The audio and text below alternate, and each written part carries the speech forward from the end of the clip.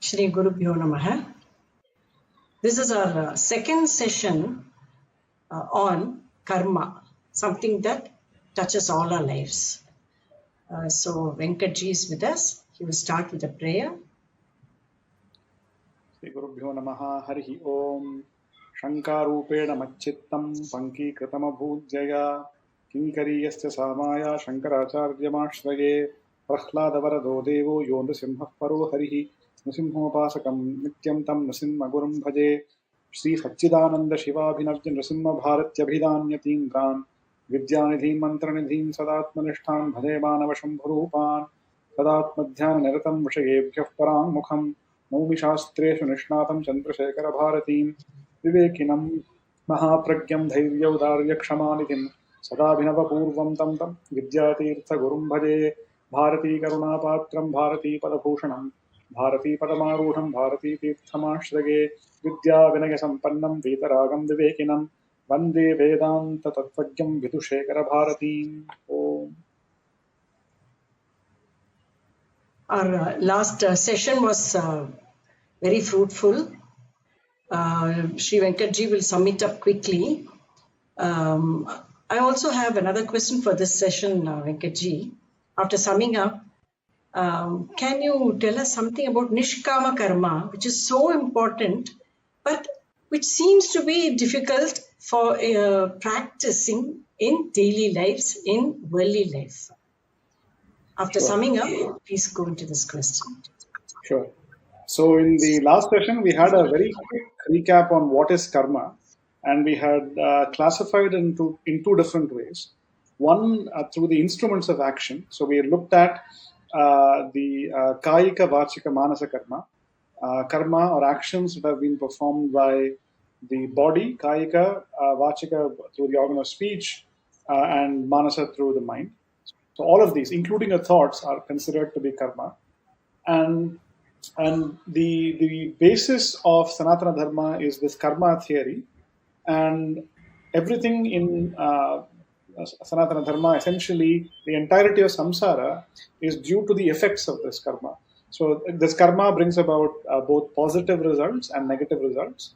Because if you perform actions that are in line with dharma, then you get punya karma phala. And if you perform actions that are against dharma, then you get papa karma phala. And the result of punya is pleasure, and the result of papa is pain.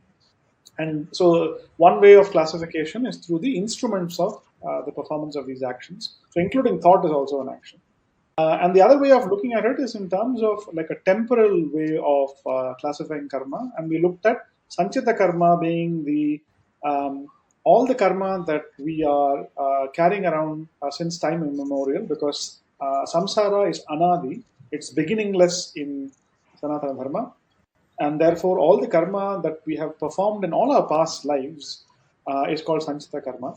Some of that karma fructifies to give rise to this body, and the karma that has started producing its result, including this body and whatever karma phala that we experience, are the result of what is known as prarabdha karma. Prarabdha means that which has begun. Begun what? It's begun producing its results. And the results of karma are experiences, karma phala. And so that is prarabdha karma, that is karma in the present. And then there is karma that is to be performed, and that's called agami karma, that has not been, that will be performed in the future. And we briefly looked at this fate versus free will discussion, and we essentially concluded that what we call fate is nothing but the sum total of all our previous karmas. And the free will is the mechanism through which we perform the current karma. And therefore, we don't have to resign ourselves to this thing that our entire life is micromanaged by Ishvara, everything is predestined. Sanatana Dharma doesn't believe any of that. We have the ability to change our future. We have the ability to change our karma. And the way we do that is by taking effective action in the present. And I think, Vasumati ji, you had quite rightly raised a question about this Nishkama karma. And so, one way Bhagavan Sri Krishna in the Bhagavad Gita divides karma is he divides karma into karma and karma yoga.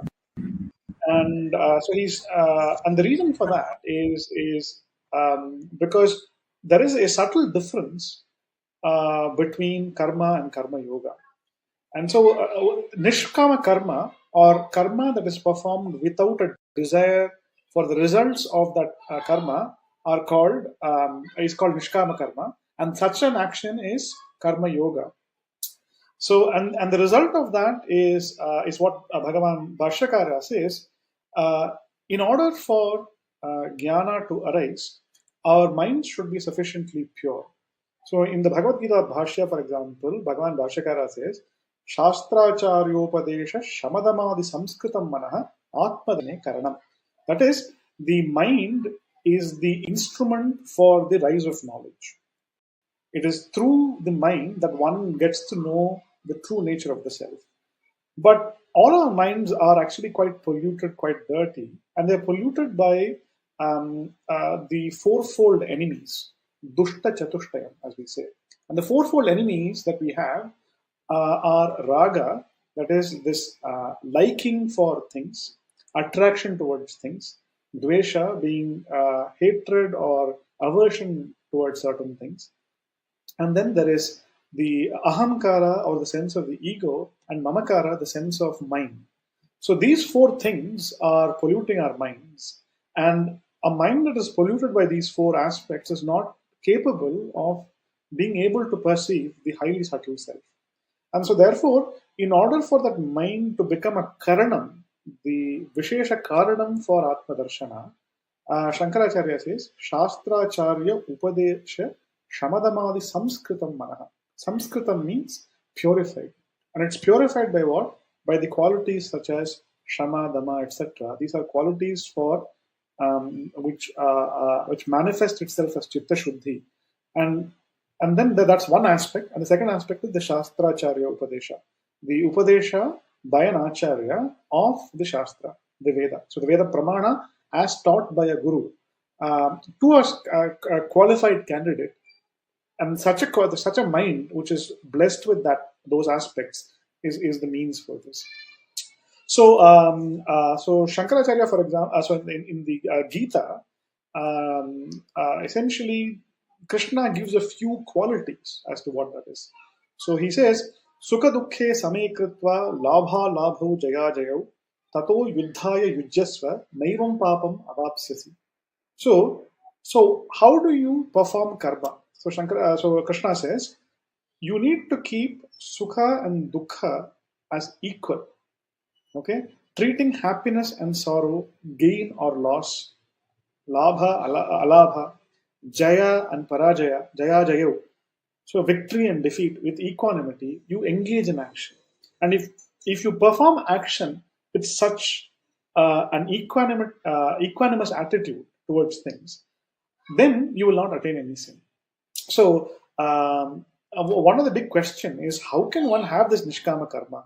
To perform nishkama karma itself, it appears that you need to have a certain level of qualification, and that is true.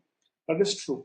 Now, if you look at the how we can keep this mind equanimous towards victory and defeat, is to perform the action for the sake of the action itself. So, for example, if you listen to some of the cricketers in all these conferences, etc., the post-match press conference, they will say things like, "We focus on the process, not on the results." What does that mean?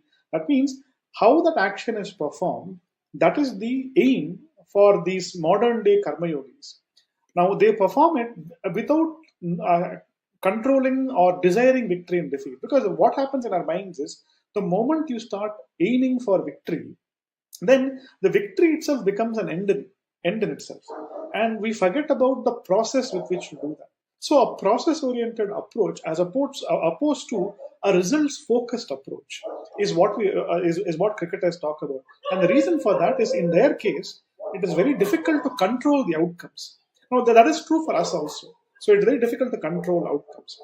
Now, that is the secular way of karma yoga, which is how you can go about without actually building the religiousness that is inherent in the karma yoga. And so Shankaracharya, in the commentary to this verse, he says, what is Sankhya? No, there's one particular verse. He says, Esha te vihita Sankhye buddhir yoge tvimam shrunu buddhya yukto yaya partha karma bandham prahasyasi. So I have imparted to you Sankhya Yoga. By Sankhya Yoga, Krishna means I have imparted to you Jnana Yoga. Now listen to Karma Yoga. So now what is this Karma Yoga? Shankaracharya says Sankhya here means Paramartha Vastu Viveka Vishaya. That is the knowledge of the Paramartha Vishaya is what's known as Sankhya here, or the Jnana. And the direct means for the Jnana, Buddhihi, Jnanam, Sakshat, Shoka Mohadi, Samsara Hetu Dosha Nivritti Karana. What is this Jnana? Jnana is the direct means for the destruction of samsara, which is characterized by shoka, moha, etc. Shoka means sorrow, moha means delusion. Both these Arjuna was afflicted with. If you look at the beginning of the Bhagavad, that's what happens. Arjuna is afflicted by shoka and moha, by ahamkara and mamakara. He looks at all these people in the battlefield and he's completely destroyed by that, because he views that his victory is going to cause that destruction. And what Krishna then does is he turns his view away from that and he says, no, you must perform this karma not with a view of what is going to happen as the result of that action, but you must perform this karma for the karma's own sake. And so Shankaracharya then explains the word yoga in this verse. Yoge tu imam shruno. Now listen to the karma yoga. So what is the yoga in this verse? He says, yoge tu tat prapti upaye nisangataya dvanda prahana purvakam ishvararadhanarthe karma yoge karmanusthane samadhi yoge cha. So here he is giving a very beautiful definition of what is this karma yoga. So there are three aspects. He says nisangataya. So you are performing this action without any association with the result of the action.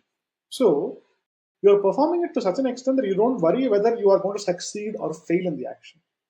You are performing it without saying, I want some result. So if you look at like most of our kamya karma, whenever we do a sankalpa, what we say? Kshema, Sthairya, Virya, Vijaya, Arogya, Aishwarya, Abhivruddhyartham, Abhukanama Karma Karishye, you say. So we want all these things. So what is all these? These are all both the spiritual and the physical well-being and various aspects of it manifested as Aishwarya, Ayu, all of these different things. So these are all, that's the Kamya Karma. So you're doing it, you are performing this karma so that Ishvara blesses you with all these things. Now, therefore, the focus there is not on the karma itself. The focus there is on what will this karma bring me. And the problem with that is, if you perform the karma like that, the sankalpa determines whether something is a karma or a karma yoga. So anyway, I'll just pause here before I go into any further detail into this. If anybody else has any questions, I'd be happy to take them.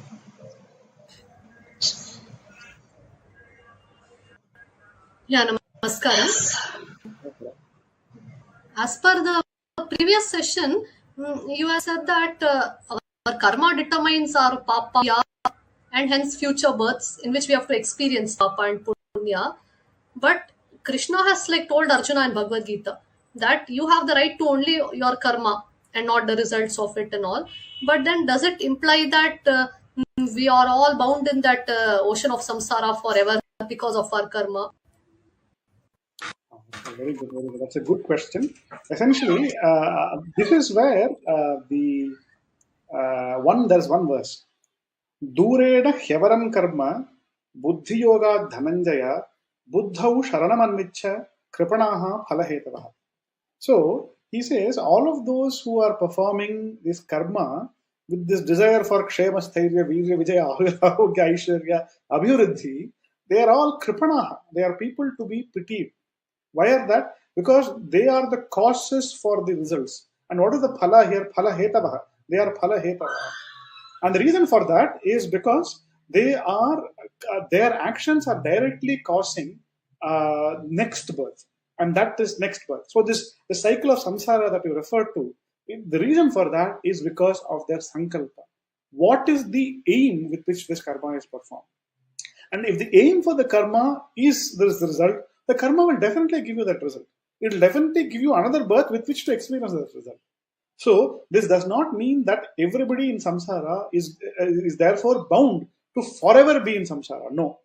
One way to escape that is through karma yoga. And that's why Krishna says, Durena Hevaram karma buddhi yoga. So this karma, which is kamya karma, is avaram. It is much inferior to buddhi yoga, which is karma yoga. And the reason for that is because if you perform this karma, Yogastha kuru karmani sangam tyaktva dhananjaya siddhya siddhayoho samo bhutva samatvam yoga uchyate. So, if you perform this karma as a yogastha, that is, if you are established in this karma yoga, kevalam ishwarartham tatrapi ishwaro me tushyatu iti sangam tyaktva, Shankaracharya says. Meaning what? This karma. So, what are the aspects of karma yoga? The sankalpa is only for Ishvara Priti. So in our sankalpa, when you do sandhyanandandanam, the sankalpa is what? Mamopatta samasta dhritakshayatwara Shri Parameshwara Pritirtham Sayam Sandham Upasashe.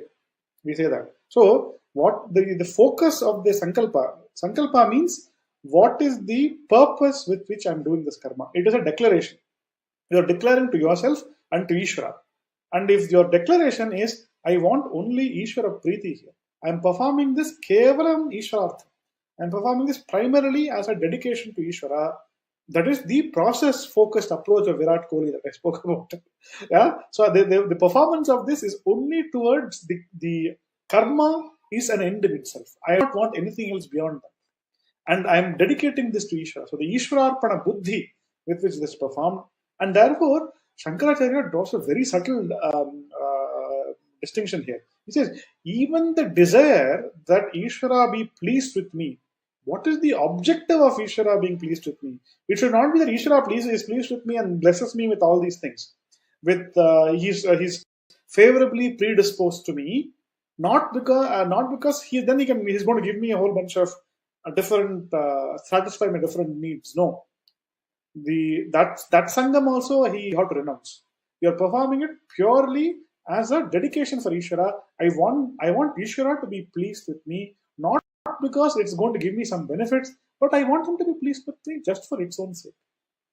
Ishvaro me tushyatu iti sangam tyaktva, he says. Shankaracharya says.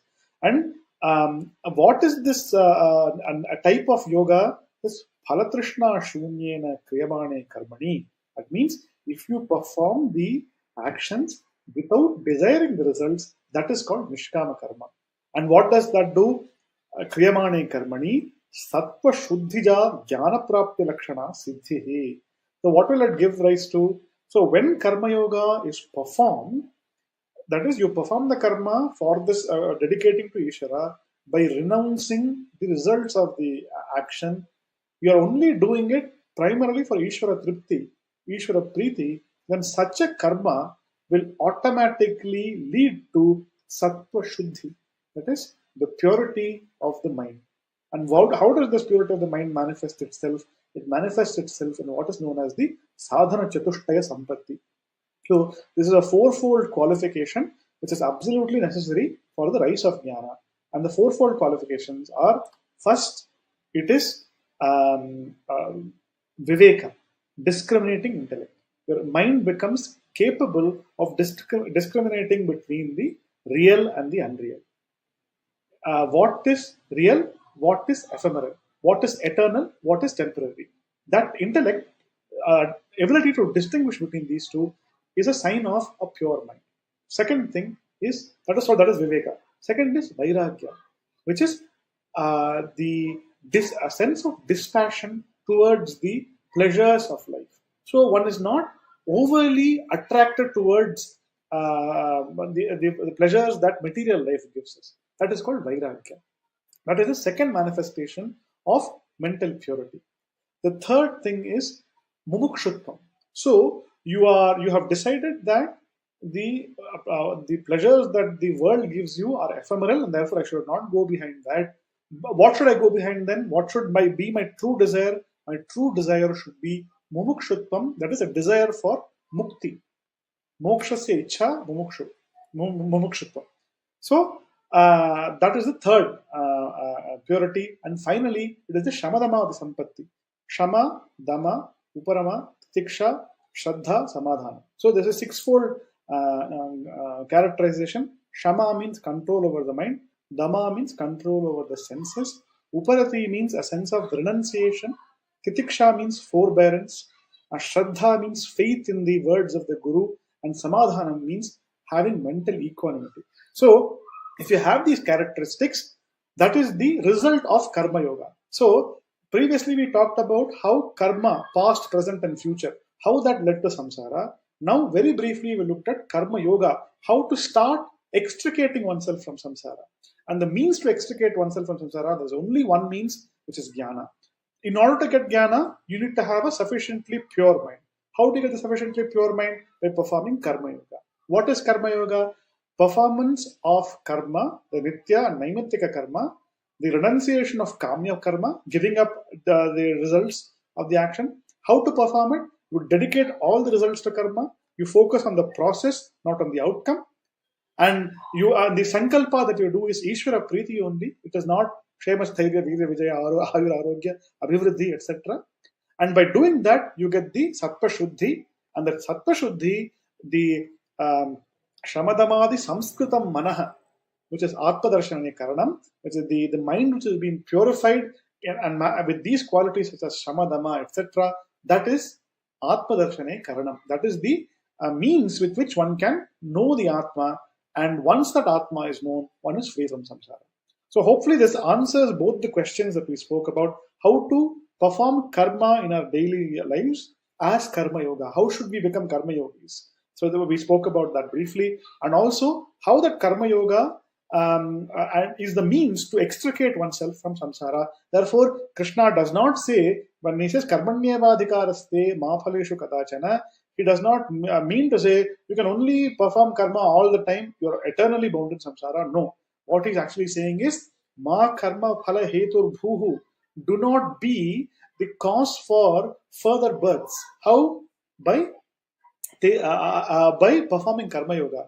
So that does not mean you do not perform any karma at all. Because Arjuna and us, we are all in the same boat. If we stop performing karma and we rush to sannyasa, for example, our minds are not pure enough for that.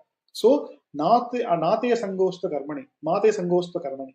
Do not therefore have, do not simply therefore say, I'm going to stop all actions. You have to continue performing actions, not as karma, but as Karma Yoga.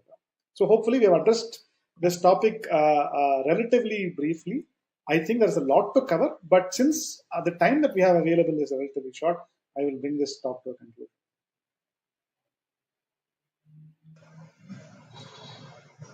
Thank you, Venkataramanji. You have answered our questions comprehensively. And if we look at both the sessions, if we listen to the previous one and if we follow it up with this, it will kind of give us a picture, an introduction into Karma Yoga and how to extricate the power of karma, the power of power that we should acquire to have control over karma and control over the results. How to control ourselves and insulate ourselves against the results that our karma, our own karma will produce. So thank you so much. And I think what was very good about the session was Venkatji also quoted Bhashyakara Acharya Sri Shankara Bhagavad, and that is something that we cannot do on our own. And since he quoted and explained with that basis, that was something that